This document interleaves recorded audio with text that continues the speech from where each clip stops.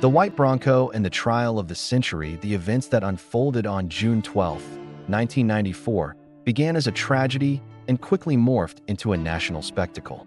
In the quiet, affluent Los Angeles neighborhood of Brentwood, the brutal murders of Nicole Brown Simpson and her friend Ronald Goldman sent shockwaves across the country.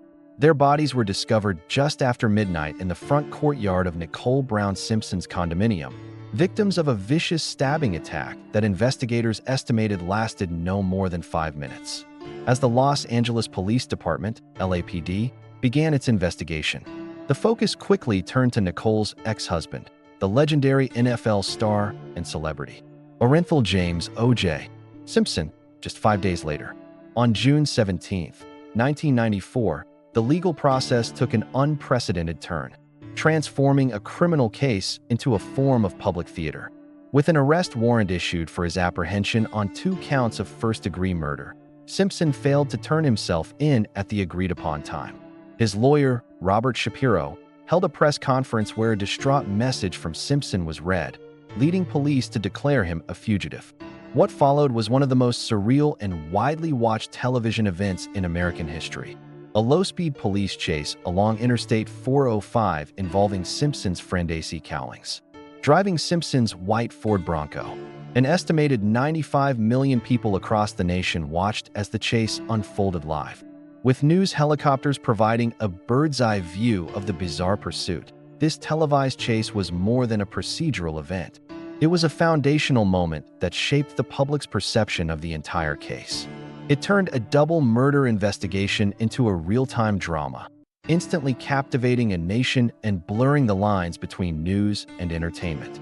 The collective act of watching the surreal, slow-moving pursuit created a shared experience that primed the public for a media spectacle rather than a sober legal proceeding. The theatrical nature of the chase, with viewers watching as Simpson held a gun to his head, created a narrative of high-stakes suspense that would color every subsequent aspect of the trial. From jury selection to the public's polarized reaction to the verdict, the White Bronco was no longer just a vehicle. It had become a metaphor for a nation mesmerized by the unfolding saga of a fallen hero. The prosecution's mountain of evidence, with Simpson in custody, the prosecution, led by Deputy District Attorneys Marcia Clark and Christopher Darden, prepared to present what they called a mountain of evidence to secure a conviction. The case was built on a formidable web of forensic data and circumstantial facts that, to a great many observers, pointed to overwhelming guilt.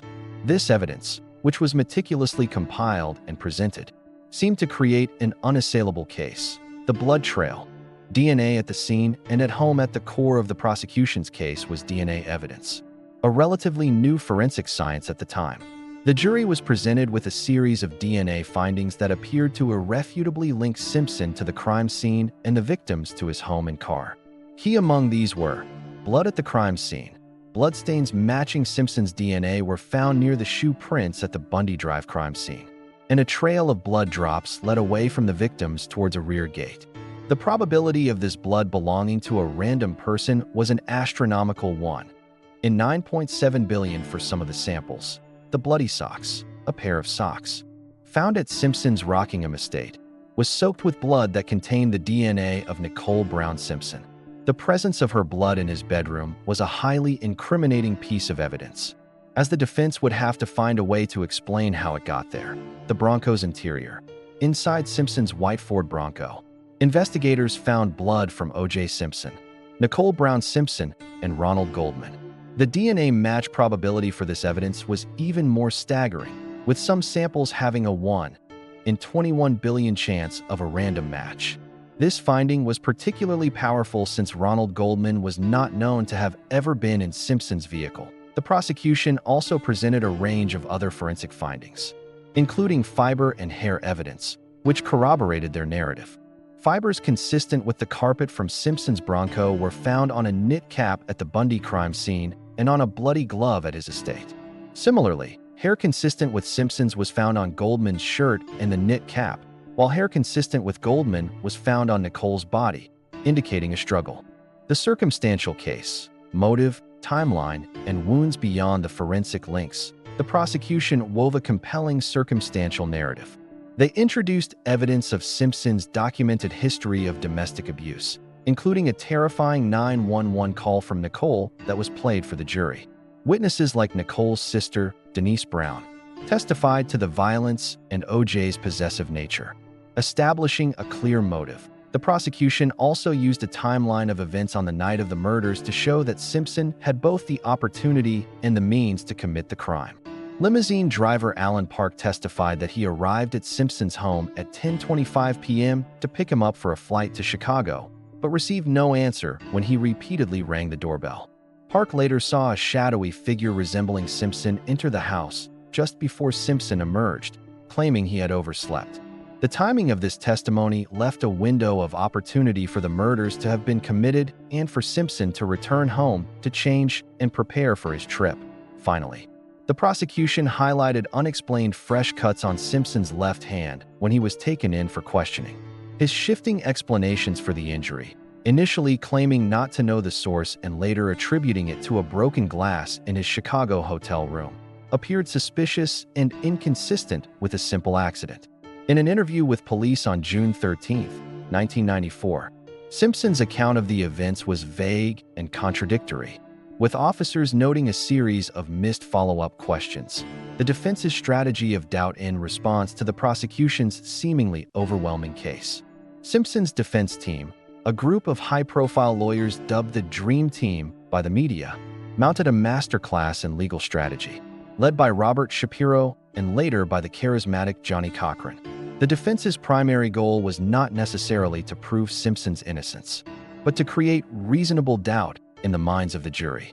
Their two-pronged approach centered on challenging the integrity of the evidence and portraying law enforcement as corrupt and racially biased. The Mark Fuhrman tapes. The conspiracy becomes plausible. The defense's most devastating blow to the prosecution's case came from the dramatic reveal of the Mark Fuhrman tapes. Fuhrman, an LAPD detective who had discovered the infamous bloody glove at Simpson's estate, was a key prosecution witness. During his cross-examination, Attorney F. Lee Bailey asked Fuhrman if he had used the racial slur nigger in the previous 10 years, to which Fuhrman replied, "No." This answer was a lie, and the defense had the evidence to prove it. The defense team obtained 13 hours of audio tapes recorded by screenwriter Laura McKinney, who had interviewed Fuhrman for a project on police life. The tapes contained 41 instances of Fuhrman using the racial slur, as well as boasts about police brutality, torturing suspects, and fabricating evidence. The playing of these tapes for the jury was a seismic event. Although the tapes did not contain direct evidence that Fuhrman had planted the glove or other evidence in the Simpson case, they provided a powerful narrative that framed the prosecution's entire case. The defense's strategy was to use Fuhrman's demonstrable perjury and his racist character to make the police conspiracy theory plausible. By showing that a key police witness was a liar and a racist who bragged about framing people, the defense created an environment where the jury could believe that the rest of the physical evidence, no matter how scientifically sound, was also tainted. Fuhrman's subsequent invocation of his Fifth Amendment right, when asked if he had planted or manufactured evidence, only solidified this theory in the public's mind. The tapes transformed the trial from a simple murder case into a referendum on the credibility of the Los Angeles Police Department. Deconstructing the DNA. The scientific counter-narrative. While the Fuhrman tapes provided the powerful emotional component of the defense, the scientific counter-narrative was meticulously constructed by forensic experts Barry Scheck and Peter Neufeld. They focused on the prosecution's supposed mountain of evidence and sought to deconstruct its foundation, arguing garbage in, garbage out. Scheck, a co-founder of the Innocence Project, exposed grievous errors in the LAPD's handling of the evidence. He highlighted lapses in protocol, such as officers allegedly failing to change gloves between collecting different evidence samples and improper packaging of blood swatches in plastic bags, which could lead to contamination or degradation. The defense's most sophisticated scientific argument revolved around the EDTA contamination theory. Simpson's defense team claimed that the police had planted the blood found at the crime scene and on the socks in his bedroom, using blood samples collected from Simpson and the victims in test tubes containing the preservative ethylenediamine tetraacetic acid, EDTA. To counter this, The prosecution asked the FBI to develop a new test to determine if EDTA was present in the bloodstain evidence. FBI CTU Chief Roger Martz and other chemists successfully developed a method that concluded the blood on the socks and at the rear gate did not contain EDTA. In a stunning reversal of legal strategy, the prosecution ultimately decided not to present these definitive results, perhaps due to concerns over Martz's lack of preparedness or his perceived maladroitness as a witness. The defense, however, called Martz to the stand and used his clumsy testimony to their advantage. Martz admitted to poorly representing the FBI, stating, "I was not telling the whole truth with yes and no answers. I decided that I wanted to tell the whole truth." This admission, combined with his inadequate record-keeping and admission that the original data had been erased, served to undermine the integrity of the scientific process in the eyes of the jury. This moment demonstrated how the presentation of evidence and the perceived credibility of a witness could take precedence over the sound scientific findings themselves. The gloves, the moment that changed everything, the most pivotal and theatrical moment of the trial, however, was not about DNA or police corruption. It was about the gloves. One bloody leather glove was found at the Bundy crime scene, and its mate was found at Simpson's Rockingham estate. The prosecution saw them as a powerful, tangible link between the murders and Simpson's home that on June 15, 1995, prosecutor Christopher Darden, to the apparent surprise of his colleagues, asked Simpson to try on the gloves in front of the jury. The demonstration was a disaster for the prosecution. Simpson, wearing latex gloves, appeared to struggle to pull on the gloves, grimacing and stating, "Too tight." The gloves did, in fact, seem not to fit. The prosecution scrambled for an explanation, theorizing that the gloves had shrunk after being drenched in blood and subjected to freezing and thawing. They also speculated that Simpson had intentionally stopped taking his arthritis medication to cause his hands to swell. These were complex, multi-part explanations that were difficult to grasp and even harder to believe. The defense, on the other hand, offered a simple, powerful, and unforgettable narrative. In his closing arguments, Johnnie Cochran delivered the now legendary phrase, "If it doesn't fit, you must acquit." This statement was a rhetorical masterstroke. It transformed the entire case into a single, easily digestible question. The prosecution's intricate web of forensic and circumstantial evidence was suddenly boiled down to a single, visceral moment that the jury could see and understand. The visual of a famed athlete struggling with a glove became a narrative shortcut that overpowered the more abstract and complex scientific arguments. It was a clear, simple rule that resonated with the jury and, for many, became the ultimate point of reasonable doubt. Resolution: the two verdicts and the racial divide. After months of testimony, the jury, sequestered and isolated from the media frenzy, began its deliberations. The mountain of evidence, meticulously presented by the prosecution, was met with a relentless defense that poked holes in every facet of the case. The combination of the Fuhrman tapes and the botched glove demonstration proved to be the most compelling and memorable moments. The verdict: a nation holds its breath. On October 3, 1995, after just 4 hours of deliberation, the jury returned with its verdict: not guilty. The speed of the decision was as shocking as the verdict itself. A nation that had been riveted to the trial for months watched in a state of collective astonishment. Immediately following the verdict, public opinion split dramatically along racial lines, a phenomenon the media dubbed the racial gap. Polling showed that most African Americans believed Simpson was innocent and that justice had been served, while most white Americans felt he was guilty and that the verdict was a racially motivated act of jury nullification.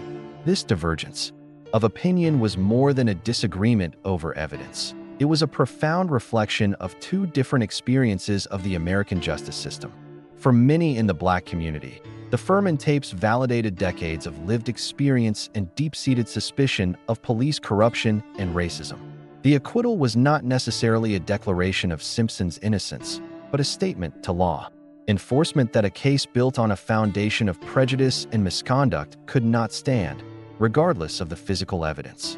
The civil trial: justice on different terms. In a remarkable postscript, a civil wrongful death lawsuit was filed against O.J. Simpson by the families of Nicole Brown Simpson and Ronald Goldman.